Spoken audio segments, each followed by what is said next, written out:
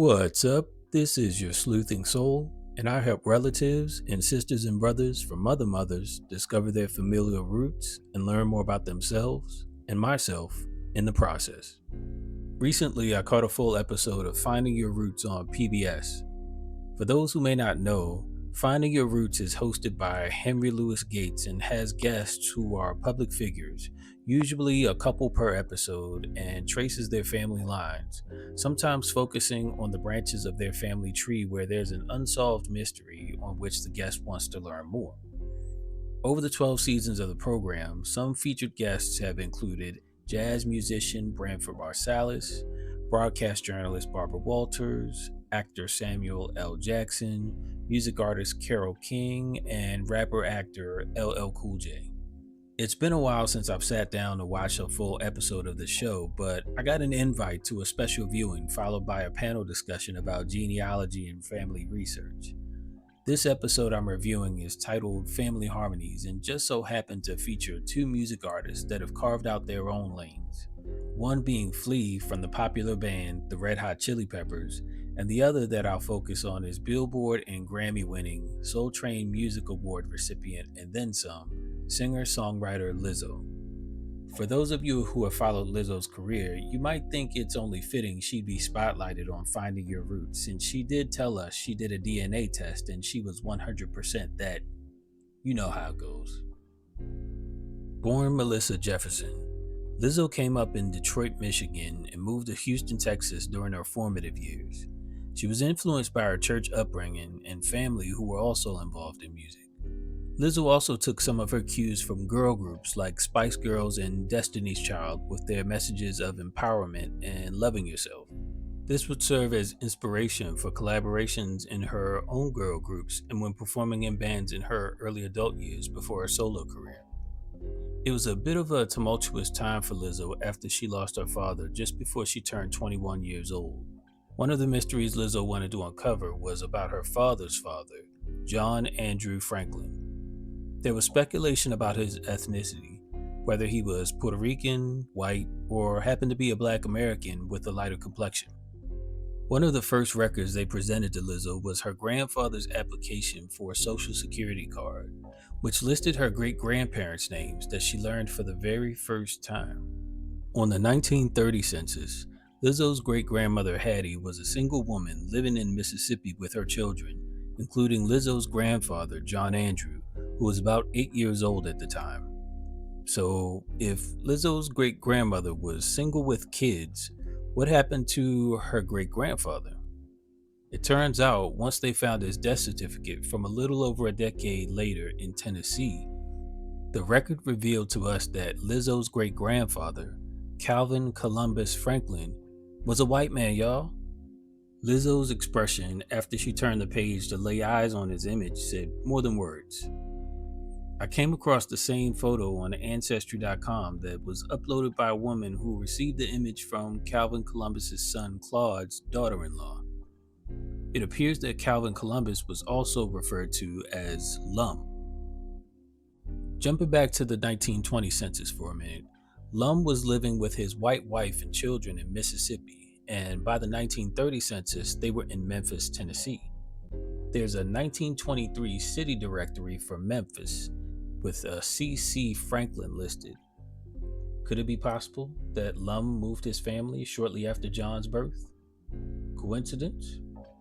After Lizzo came down from off her surprise of, in her words, the white man of it all, they noted that Lum's obituary didn't include John Andrew, but what wasn't spelled out on the episode was that the 1930 census with John, his mother Hattie, and siblings listed another brother under John, whose name was, get this, Calvin Columbus Franklin.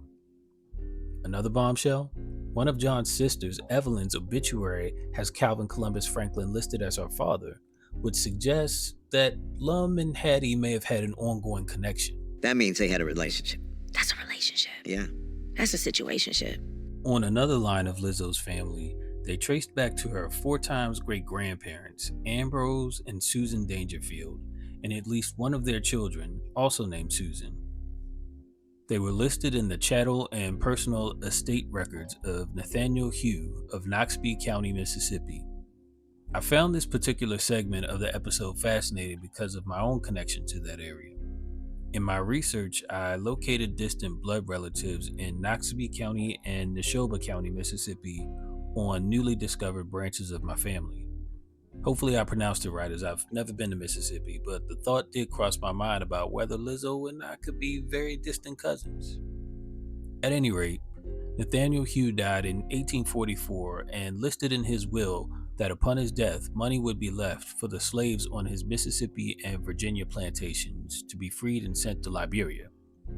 And it just so happens that Lizzo is the first Finding Your Roots guest ever with any association with the American Colonization Society, who were responsible for repatriating people to Liberia. According to the Library of Congress, the American Colonization Society, ACS, was formed in 1817 to send free African Americans to Africa as an alternative to emancipation in the United States. In 1822, the society established on the west coast of Africa a colony that in 1847 became the independent nation of Liberia. By 1867, the society had sent more than 13,000 immigrants. Nathaniel Hughes slaves in Virginia achieved their freedom and were sent via ship to Liberia. However, Lizzo's 4 times great-grandparents weren't listed on the ship's manifest, as Nathaniel Hughes' son, William Dangerfield Hugh, and grandson, Nathaniel Hugh Harrison, successfully contested the will as slavery was still legal in Mississippi. Now, if you're familiar with Lizzo's music, you'll know that she has some colorful lyrics that aren't exactly radio friendly, so it wasn't a surprise to me that it appeared she was about to let an F-bomb slip, and understandably so after that reveal. I wanted to read for myself more of the will, so I did some additional digging and found this tidbit that reads, "I give my grandson, Nathaniel Hugh Harrison, when he arrives to the age of 21 years, my gold watch, if he be living, and if he be dead, to Elizabeth Mahoner, Noxubee County, Mississippi. I also give to my grandson Nathaniel all the lands and the monies and the Negroes, the accounts, and the goods mixed of whatever kind that his father William A. Harrison has purloined and cheated me out of when he was in my confidence and trust." Oh shit. "I further give to him all his father's kind letters, which he wrote to me from 1831 to 1839 with all the bills, answers, depositions, and so on." Capping off Lizzo's genealogy journey this episode was one of the bright points. After emancipation, her 4th great-grandfather, Ambrose, and a couple other men bought land to create the first African Baptist church in their area. This was the one time during the episode that Lizzo was moved to tears, and it just so happens that she can confidently claim church-based roots on both her maternal and paternal sides of her family. A few reflections about this episode. Dr. Gates and Lizzo speculated about the circumstances behind her great-grandparents Hattie and Lum's connection. I admittedly have been conditioned by this platform's guidelines that censor certain words, so it took me by shock at first hearing them discuss the word that rhymes with tape so plainly, even though they concluded that that likely wasn't the case since Lizzo's grandfather carried Lum's surname. Lum was listed on his Social Security application card, and upon some more sleuthing, I located other records where some of John's other black siblings carried the Franklin surname too. Another thing that resonated with me was something Lizzo said about how as time passes, we're further removed from chattel slavery in the United States, and as a result, there's what some believe is an erasure of history in schools. Some time ago, I had a conversation with my mentee when he was about 9, 10 years old as we were driving, and I asked him about some commonplace United States history facts that I grew up learning in school that he seemed completely oblivious to. After I got past my surprise, I knew right then and there we had to change that. So I planned a visit to the museum on one of our next outings just to expose him to something different and pick his brain afterwards as a way to engage him. Last, but certainly not least, Lizzo herself. I haven't followed her career closely in some time, but I was reminded of how she radiated positive energy.